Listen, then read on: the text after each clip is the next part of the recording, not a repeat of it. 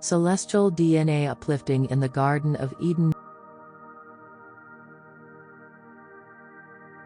Many people in the Awakening Enlightenment community refer to the story of Adam and Eve as a time of uplifting for the human race.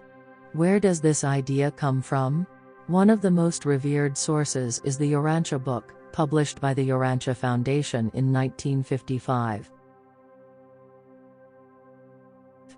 Some quotes from the Urantia Book seem to support the theory that Adam and Eve were light beings on a mission to upgrade the DNA of humankind.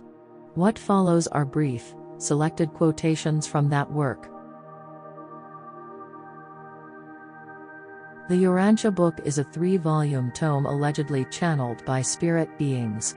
The first part describes the nature of God and his kingdom, the second part is the history of Urantia, the earth, and the last part covers the life of Jesus. It's one of those books that you don't read so much as let it sit on your nightstand for a few decades, and you're lucky if you can read half of it in that time. The text has that authoritative ring to it that resonates with the idea of it being divinely inspired. The following are selected quotations from the Urantia Book which illustrate the events surrounding the Garden of Eden.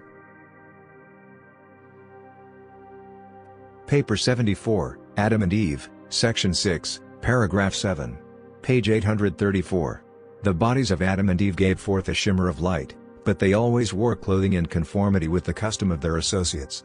Though wearing very little during the day, at eventide they donned night wraps. The origin of the traditional halo encircling the heads of supposed pious and holy men dates back to the days of Adam and Eve. Since the light emanations of their bodies were so largely obscured by clothing, only the radiating glow from their heads was discernible. The descendants of Adam's sin always thus portrayed their concept of individuals believed to be extraordinary in spiritual development. Paper 74, Adam and Eve, Section 6, Paragraph 8. Page 834. Adam and Eve could communicate with each other and with their immediate children over a distance of about 50 miles. This thought exchange was effected by means of the delicate gas chambers located in close proximity to their brain structures. By this mechanism they could send and receive thought oscillations. Paper 76, The Second Garden, Section 4, Paragraph 8. Page 851. After becoming established in the second garden on the Euphrates, Adam elected to leave behind as much of his life plasm as possible to benefit the world after his death. Accordingly, Eve was made the head of a commission of 12 on race improvement, and before Adam died this commission had selected 1,682 of the highest type of women on Urantia, and these women were impregnated with the Adamic life plasm.